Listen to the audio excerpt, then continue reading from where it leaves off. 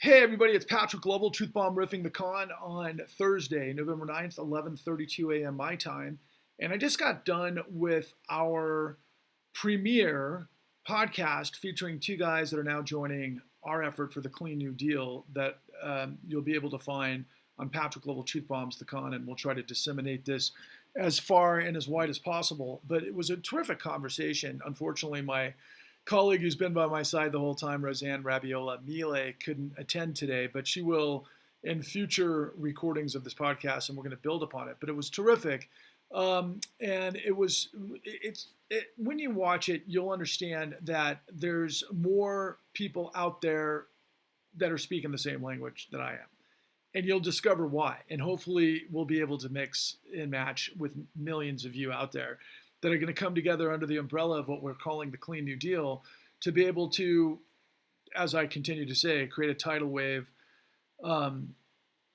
populist crusade to purge corruption. And this couldn't happen fast enough. I mean, this past week, and just really briefly, it's just been so frustrating, but at the same time revealing, and at the same time, you got to be kidding me, like David Byrne says, always same as it ever was. And but you can't make this shit up.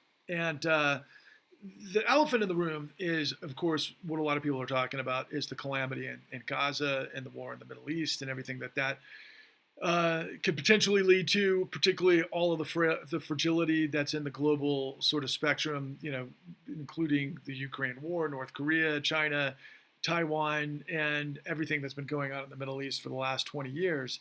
Not to mention the carnage and the imagery of children dying and everything that obviously is just horrifying for all those reasons that we as human beings who unfortunately aren't in the midst of that turmoil have a hard time even contemplating, and justifiably so. But as I've done over the course of the last, I think I'm up to 422 truth bombs over the course of the last year and a half, I always take what's happening now and I basically reconfigure the playing field to make you understand what they're not telling you and who's they. It's really the sort of centerpiece of the conversation of where the power wants us to have our attention, which is media.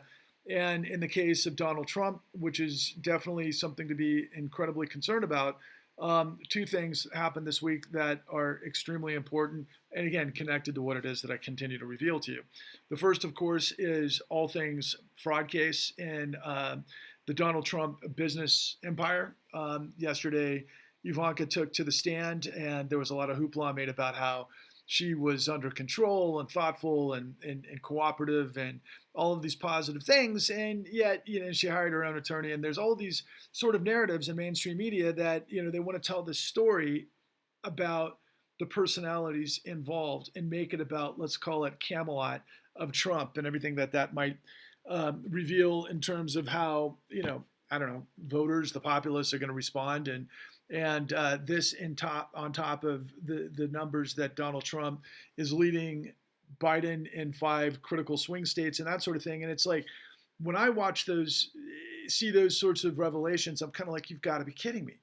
I mean, here's a former president who we know has lied north of 5,000 times that's being indicted, 91 indictments that the government is demonstrating basically try to pull a coup d'etat using this racketeering enterprise of documentation fabrication and electoral certifiers in the Electoral College to steal the election and everything that came with it. And of course, January 6th, which was an actual attempt to overthrow the government, that the government is pinning on Donald Trump as the mastermind. And as I continue to say, Donald Trump was never the mastermind of anything, except that maybe all of the elements that he had learned in his business operational capacity to create deceptive acts and practices and lying on documentation to get better terms supposedly on loans. But what the media is missing is the entirety of why banks are going to and lenders are going to lend under those circumstances.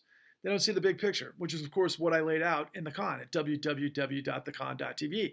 But two things that everybody is missing in what's the most beguiling about all of this is a guy by the name of Matt Taibbi, who was the journalist who inspired me to go down this rabbit hole to understand all of these things.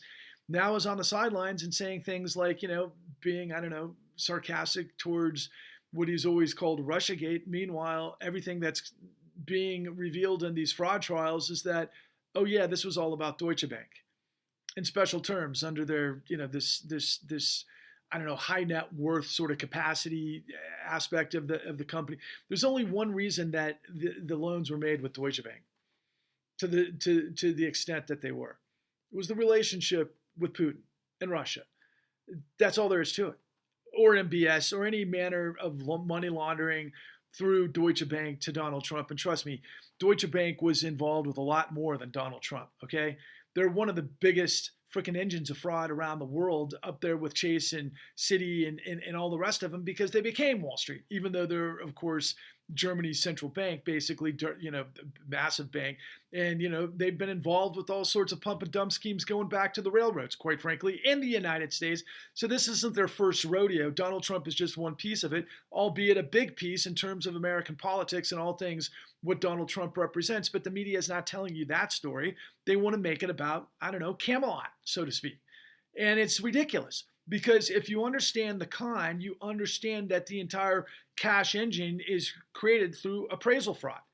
And when you understand appraisal fraud, you understand how you can get securities fraud and derivatives fraud and everything that went from a $4.9 trillion housing market in 2008 to a $600 to $800 trillion monstrosity through derivatives trades throughout the United States that ultimately blew up the world, that then led to what I continue to reveal to you is that the Federal Reserve backdoored 33 trillion is really the number, not 29 trillion. It was 33 trillion, as it turns out, in 2009 illegally to a bankrupt apparatus that got that way through everything that I'm revealing to you, which is against the statutes of why the Federal Reserve created Federal Reserve Act 13.3 to begin with. You don't lend to insolvent institutions that got that way through racketeering and fraud.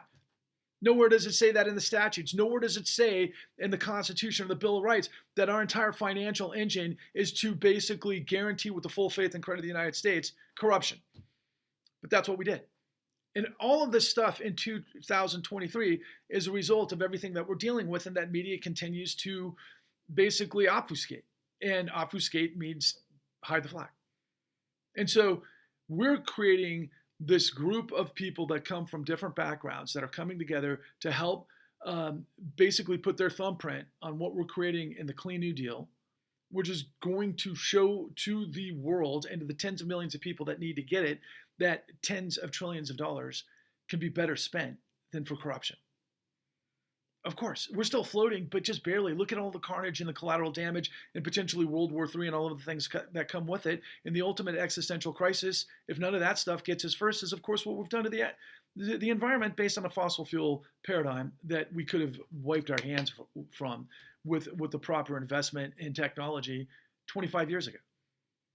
But we're still playing the same song because nobody wants to understand what's going on.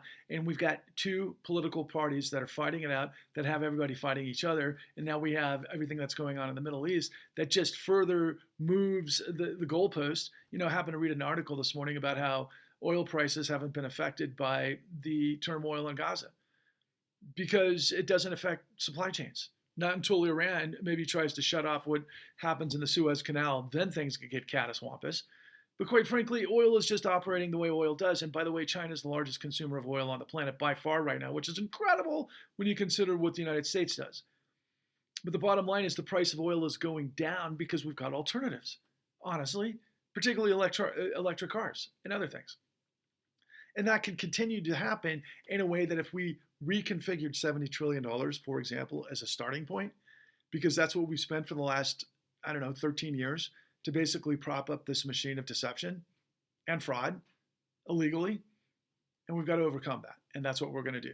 So thanks for listening. Tune in. Check out Patrick Level Truth Bombs the Con. You're going to see these guys coming on board, my colleagues Dan Schaefer and Kevin Howard, and of course, Roseanne Rabiola-Amelia. And I will encourage all of you to join us. But if you can, please make a $13 contribution. I'll have a link down below. And please like and subscribe and share. And let's build this because we're running out of time. There is no time.